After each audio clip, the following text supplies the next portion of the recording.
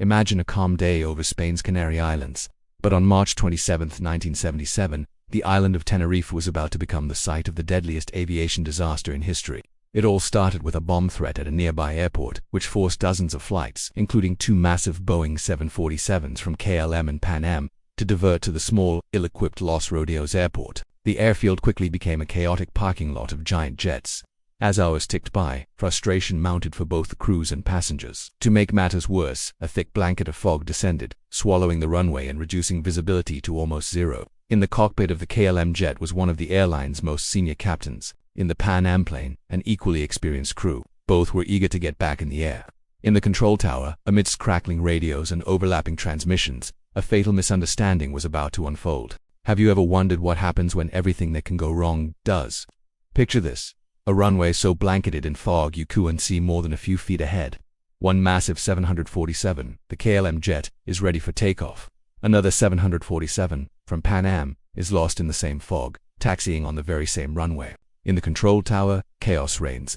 The controller tells Pan Am to report when clear, but they're still on the runway, disoriented.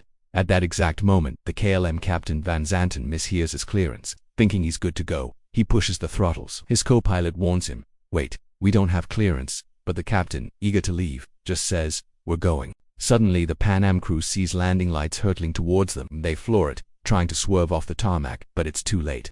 The KLM jet smashes into them, and the runway erupts in a massive fireball. This is the story of the deadliest accident in aviation history.